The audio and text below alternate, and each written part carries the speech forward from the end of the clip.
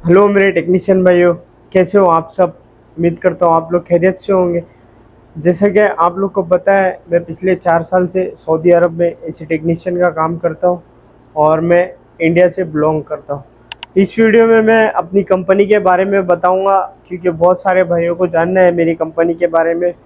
यानी कि आपकी कंपनी कैसी है, कंपनी का नाम क्या है और काम कैसे होता है हमारी कंपनी में, और हमें कंपनी रूम देती है, खाना देती है, या बस खाली रूम देती है, खाना देती है, और हम कितने लोग जाते हैं साथ में यानी काम करने के लिए, और कंप्लेन आती है तो किसको पता चलता है, और आप साइट पे किससे काम करते हो, यानी आपके साथ कस्टमर होता है या नहीं होता है।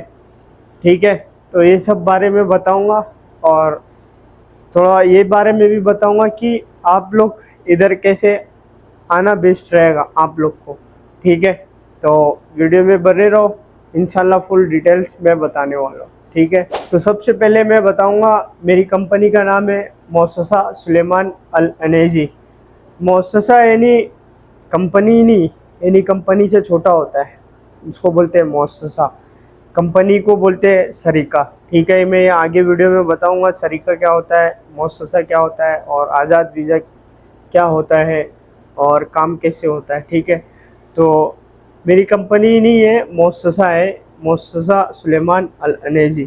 ठीक है, और हम लोग काम कैसे करते हैं ये मैं बताऊंगा। जैसे कि हमारी कंपनी में प्लम्बर का भी काम होता है, इलेक्ट्रीशियन का भी काम होता है, और एसी टेक्नीशियन का भी काम होता है, और वेल्डर का भी काम होता है, और टाइल्स वगैरह जो लगाते हैं उसका भी काम होता है। ठीक है, लेकिन ज़्यादा काम हमारा ये है, यानी इलेक्ट्रीशियन, प्लम्बर और एसी टेक्नीशियन, ये काम ज़्यादा है। वेल्डर का और जो टाइल्स वगैरह लगाते हैं इसका काम कम है। कैसे कम है वो मैं बताता हूँ। जैसे कि हमारी कंपनी कॉन्ट्रैक्ट पकड़ती है जगह जगह। ठीक है, हमारा एक मेन ब्रांच है बुरैदा में, बुरैदा में मेरा मेन ब्रांच है, और क्या नाम है, बाकी जगह जगह पे सऊदी के अलग अलग जगह पे हमारा कॉन्ट्रैक्ट चलता है। ठीक है, मान लो हमारी कंपनी जैसे रियाद में कॉन्ट्रैक्ट पकड़ी, तो वहाँ घर लेगी बंदों के लिए। ठीक है, बंदे वहीं रहेंगे और वहीं काम करेंगे। ठीक है, और उसमें काम क्या क्या रहेगा, जैसे कॉन्ट्रैक्ट मिला है एसी का, प्लम्बर का, और कार्बाई का, यानी इलेक्ट्रीशियन का। ठीक है, प्लम्बर को बोलते हैं सब्बाक, और एसी टेक्नीशियन को बोलते हैं फन्नी तकीफ़ अरबी में, और इलेक्ट्रीशियन को बोलते हैं कार्बाई।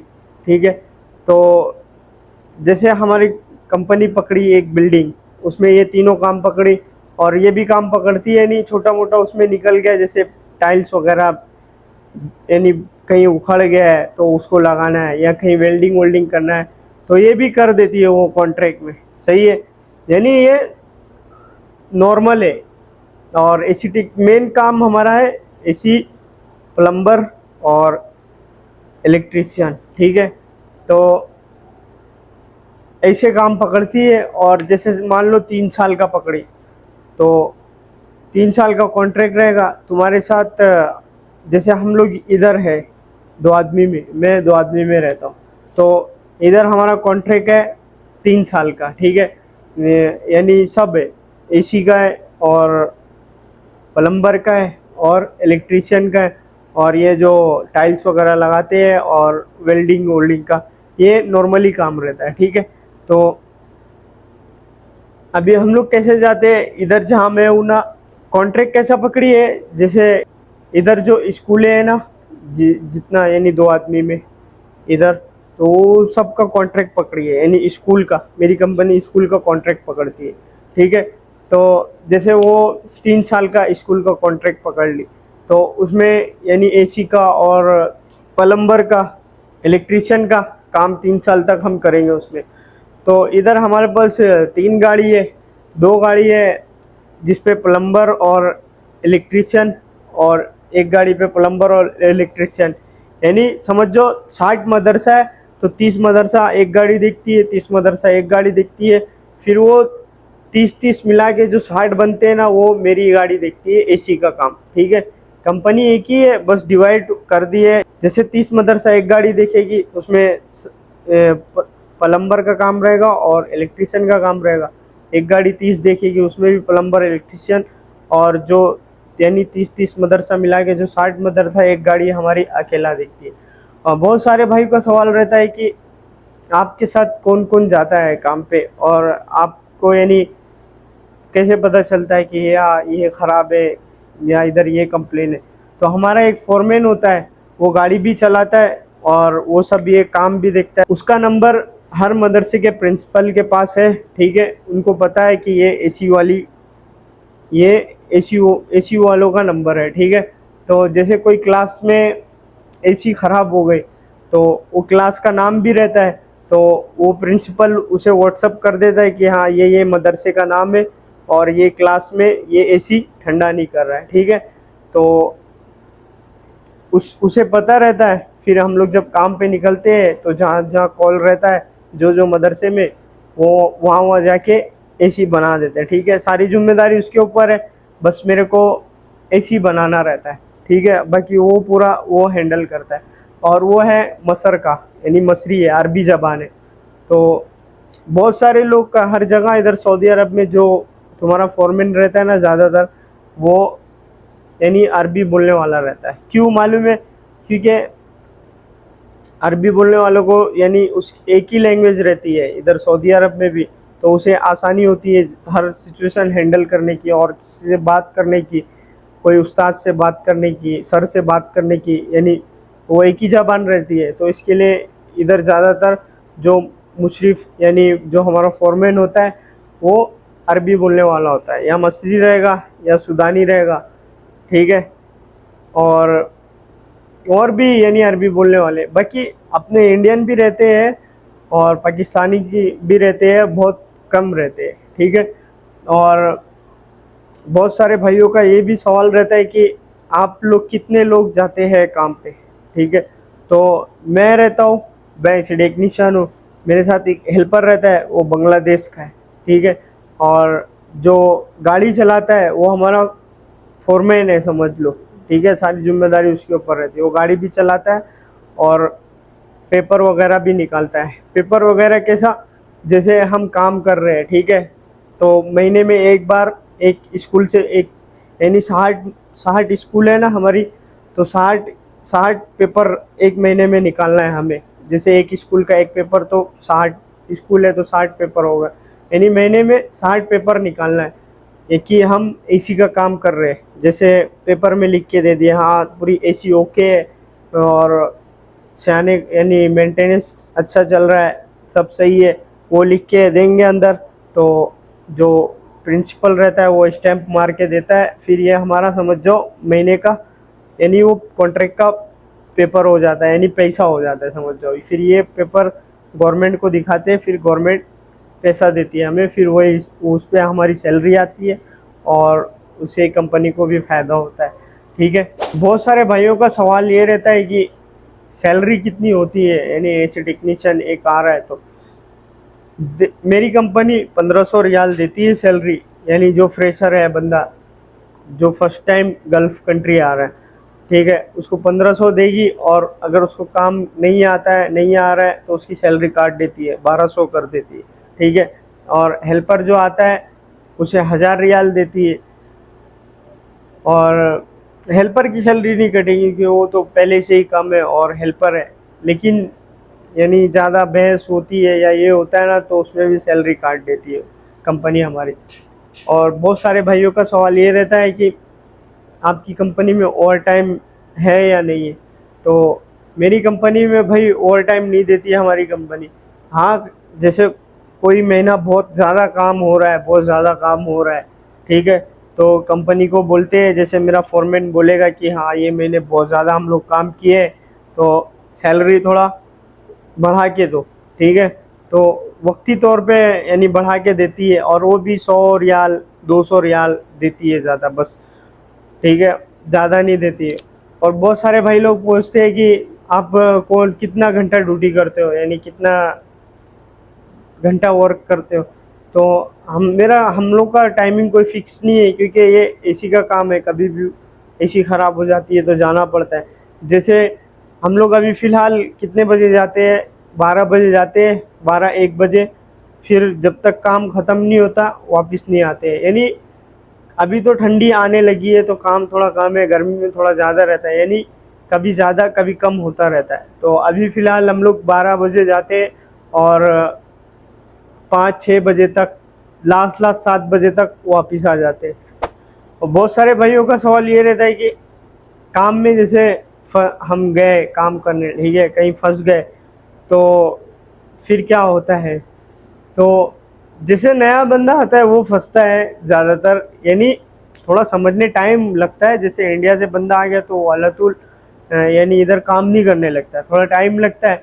तो कभी फंस गया तो वो किसी को कॉल कर लिया, जैसे मेरी कंपनी में कोई दूसरी साइट पे बंदा है उधर काम कर रहा है, वो फंस गया तो वो मुझे कॉल कर दिया, भाई ऐसा ऐसा प्रॉब्लम है, तो मैं उसको बता दिया, ठीक है।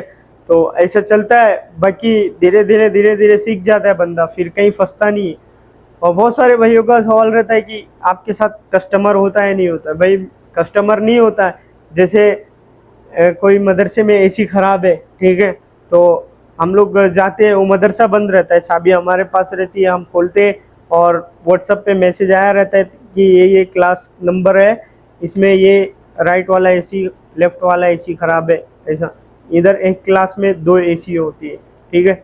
तो जाते हैं हम दोनों चेक कर लेते हैं, यानी एहतियात के लिए, ताकि बाद में दोबारा यानी कंप्लेन ना आए, यानी दोबारा वापस ना जाना पड़े। तो चेक करते हैं सही है, खलास फ़ोटो खींचते हैं, वो प्रिंसिपल वो मदरसे का जो रहता है उसको भेज देते हैं, हाँ भाई क्लियर हो गया, ठीक है।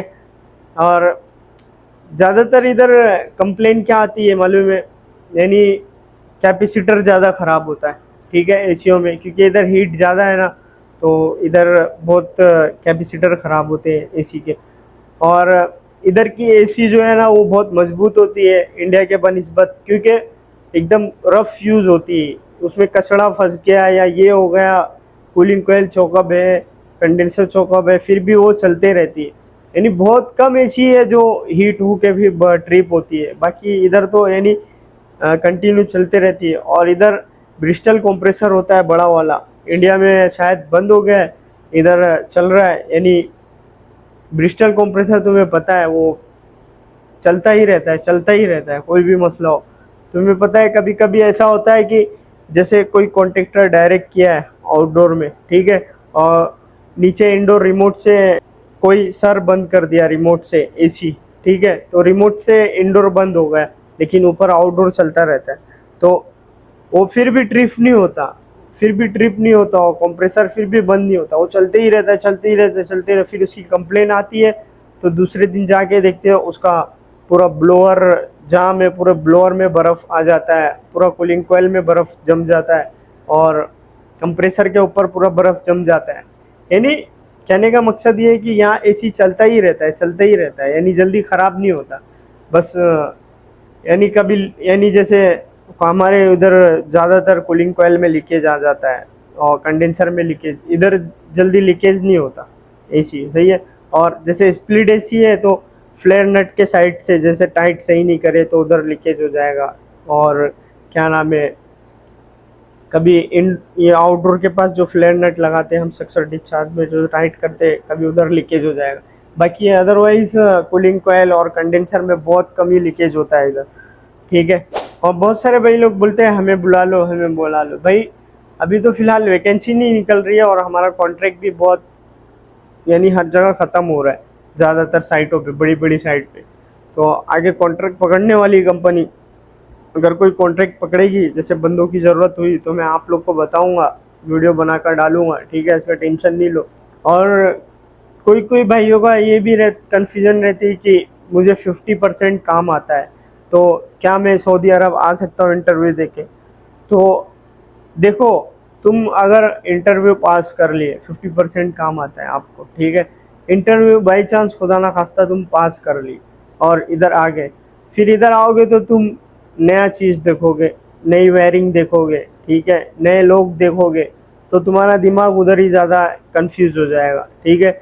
सिस्टम तो वही है रेफ्रिजरेशन साइकिल जैसा इंडिया में इधर भी है बट वायरिंग डिफरेंट है, ठीक है। तो मुमकिन तुम उधर फंसोगे, और जैसे 50% इंडिया से सीख के आओ तो इधर 30% हो ही जाता है, यानी 20% तो गिर जाएगा। जैसे 100% हो तो 80% 70% तुम्हें समझ में आएगा, तो धीरे धीरे 100% आ जाएगा, सही है। तो फिर तुम इधर काम नहीं कर पाओगे, और हर जगह फंस जाओगे, हर जगह देख देख के कंफ्यूज हो, कॉन्ट्रैक्टर देख के कंफ्यूज हो जाओगे कि आउटडोर नहीं चल रहा है, क्यों नहीं चल रहा है, ये वो। तो कैपेसिटर चेंज कर नहीं पाओगे, मुमकिन कोई भी रहता है कैपेसिटर भी चेंज नहीं कर पाता है, मुझे पता है, मुझे कॉल भी आते।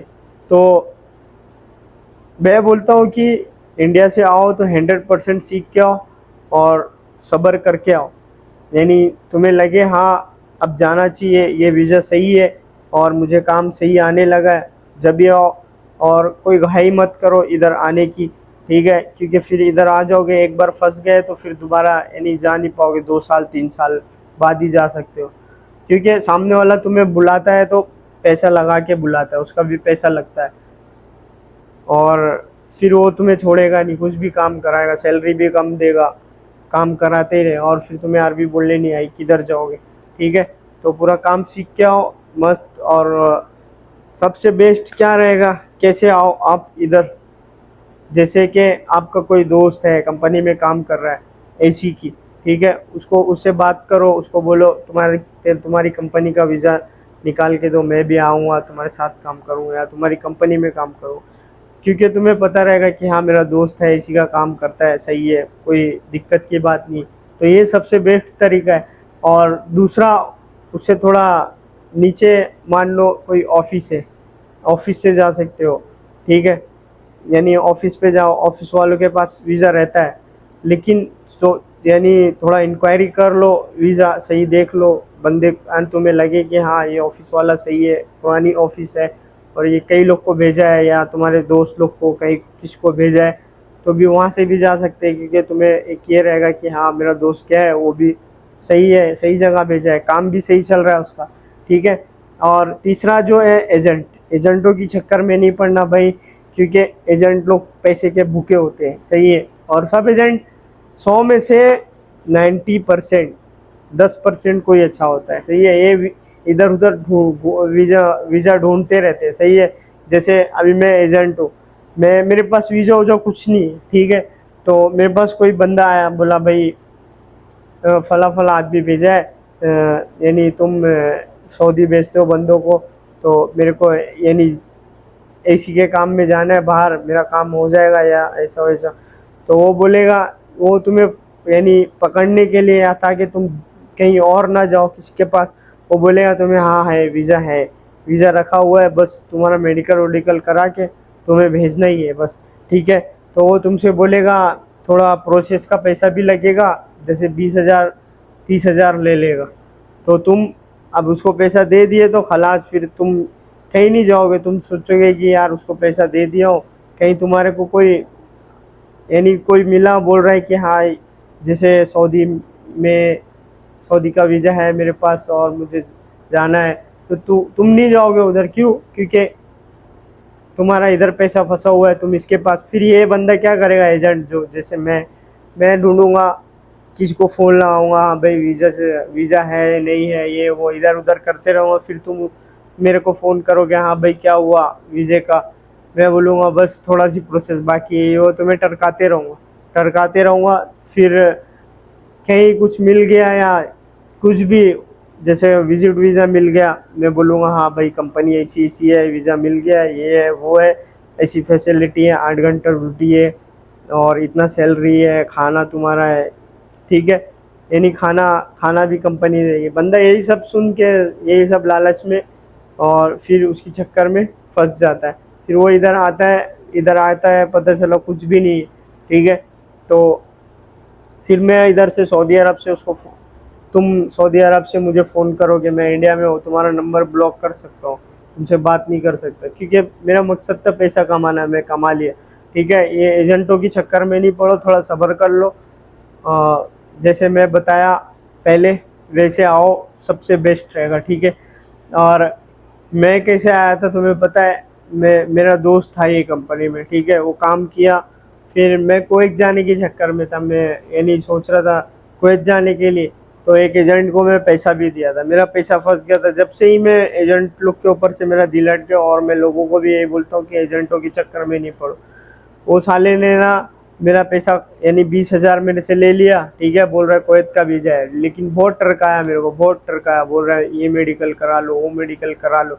फिर बोल रहे हैं ये यानी ये सही नहीं है, ये नहीं चलेगा, इधर जाके कराओ, उधर जाके। और उसके पास वीज़ा नहीं था, और मैं एक बंदे के चक्कर में, उसने बोला था कि ये बंदा है, तो मैं वो एजेंट को देखा भी नहीं था, सही है। तो वो बस वो बंदे के भरोसे पे मैंने उसको दे दिया, ठीक है। फिर जब मेरा यानी पैसा फंस गया, मैं बोला खलास मुझे नहीं जाना है, मेरा 20,000 दे दे। तो वो मेरा फ़ोन उठाना भी बंद कर दिया, मेरे नंबर ब्लॉक कर दिया। मैंने बहुत कोशिश किया, मेरे दोस्त से भी फ़ोन लगवाया उसको, मैं बोला भाई इसको इससे बात कर, बोली मेरे को बाहर जाना है, कोई वीज़ा वूज़ा है बताओ, और तुमसे मिलना है, ठीक है। तो उसने फ़ोन किया, तो वो बात किया, बोल रहा है भाई मैं मिलूँगा नहीं, लेकिन वीज़ा है, इतना इतना पैसा लगेगा, पहले इतना पैसा देना पड़ेगा। उसको भी बोल रहा था 20,000 देना। वो बोल रहा है भाई मिल के बात कर लेंगे, मेरा दोस्त बोल रहा है मिल के बात कर लेंगे तो अच्छा रहेगा। तो वो बोल रहा है भाई मैं इधर हूँ, मैं उधर हूँ, मिल नहीं सकता हूँ, ठीक है। तो एजेंट लोग ऐसा करते हैं। मेरा 20,000 फंसा है, इसलिए मैं लोगों को बोलता हूँ कि भाई एजेंट के चक्करों में नहीं पड़ो, ठीक है। तो फिर मेरा दोस्त इधर था, इसने वीज़ा भेजा, ऑफिस में मैं गया, ऑफिस में पासपोर्ट जमा कराया, स्टैंप हुआ, मेडिकल कराया, मेडिकल कराने के बाद वीज़ा स्टैंप हुआ, मैं इधर आ गया, ठीक है। और जैसे मैं बता रहा था, सरीका एक होता है, एक मुअस्ससा होता है, एक दुकान टाइप होती है, ठीक है, और एक आज़ाद वीज़ा होता है, ठीक है। तो मैं बताऊँगा सरीका। सरीका यानी कंपनी, जैसे हमारे इधर बड़ी कंपनी नहीं रहती है, तो इधर सऊदी अरब में उसको बोलते हैं सरीका। यानी कि उधर बहुत ज़्यादा बंदे होते हैं, एक कैंटीन होता है, बड़ा कैंटीन भी होता है, और फिर एक रूम में 8 लोग 6 लोग ऐसा सोते हैं, यानी एक बेड के ऊपर एक लगे रहती है, ये वो तुमने वीडियो वगैरह में भी देखा होगा कि कैसे काम होता है। और फिर बस, एक बस रहेगी, बस पे जाना रहेगा काम पे, यानी सब लोग वो बस में बैठेंगे फिर जाएंगे लोकेशन पे जहाँ काम है, वैसे काम करेंगे। फिर टाइम होगा, सरीका में एक ही है कि टाइम फिक्स रहता है, जैसे कि 8 घंटा की ड्यूटी रहेगी, और थोड़ा ज़्यादा हो गया, जैसे 10 घंटा काम कर रहे हो तो 2 घंटे का ओवर टाइम भी मिलेगा आपको, यानी 2-2 घंटा काउंट होते जाएगा, महीने में कितना घंटा किए हो, फिर वो हिसाब से तुम्हें सैलरी मिलेगी, ठीक है। तो उसमें एक ये रहता है, और लेकिन बहुत ज़्यादा लोग रहते हैं, ठीक है। और मुअस्ससा, जैसे मेरी कंपनी मुअस्ससा है, यानी सरीके से छोटा होता है, यानी कंपनी से छोटा होता है मुअस्ससा, जैसे वो कॉन्ट्रैक्ट इधर उधर पकड़ता है, ठीक है। फिर उधर घर लेके बंदों को दे देता है, वो उधर ही रहते हैं, खाते पीते और काम करते हैं। और क्या नाम है, हमारी कंपनी जो है खाना नहीं देती है, रूम देती है, बस खाना अपना रहता है। और हमारी कंपनी में ओवर टाइम नहीं है, ठीक है। तो मुअस्ससे में ये रहता है कि ओवर टाइम नहीं रहता है। और दुकान में जो आता है, जैसे आप आ रहे हो दुकान दुकान में, तो दुकान का भी वो टाइमिंग रहता है, जैसे कि 9 बजे जाना है, और 1 बजे 2 बजे दुकान बंद करेंगे, फिर 4 असर बाद खोलेंगे दुकान, फिर 9-10 बजे 11-12 बजे ऐसे बंद होती है दुकान। तो यानी काम ज़्यादा रहता है तो ज़्यादा करना पड़ता है, सही है। तो दुकान में ये रहता है कि तुम बाहर से नहीं कमा पाओगे, यानी बाहर से तुम्हें रोकड़ा नहीं मारने मिलेगा। और मेरी कंपनी में कैसा है, तुम थोड़ा बाहर से भी कमा सकते हो, यानी मेरे मुअस्ससे में, जैसे मैं रूम में हूँ, अभी मेरी छुट्टी हो गई, कहीं कोई एसी उसी ख़राब है तो जाके बना दिए, यानी ज़्यादा काम नहीं आता है, बट नॉर्मली आता है, कभी कभी बाई चांस आ गया तो फिर थोड़ा पैसा हो जाता है, यानी खाने पीने का निकल जाता है।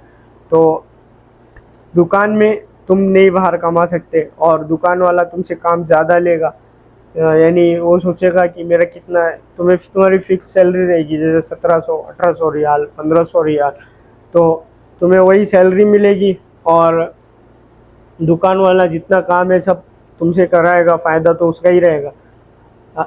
और क्या नाम है, जितना ज़्यादा हो सकेगा वो तुमसे काम कराएगा दुकान में ये। और आज़ाद भी जगह मैं बता दूं, जैसे कि उधर इंडिया से मैं आ रहा हूँ, ठीक है, आज़ाद वीज़े पे, तो मेरा कोई कफिल नहीं रहेगा। मुझे इधर आके जैसे मैं सऊदी अरब आ गया तो काम ढूंढूंगा, काम करूंगा, और मेरे को रूम भी लेना पड़ेगा, रूम का बिल भी मुझे ही भरना पड़ेगा, और खाना पीना भी सब मुझे ही उठाना पड़ेगा सब। हाँ, यानी हर चीज़ सब मेरा रहेगा उसमें, आज़ाद वीज़े में। तो जो नया बंदा है वो आज़ाद वीज़े पे नहीं आता है, क्योंकि उसे अरबी नहीं आती है, और फिर वो कहाँ भटकेगा।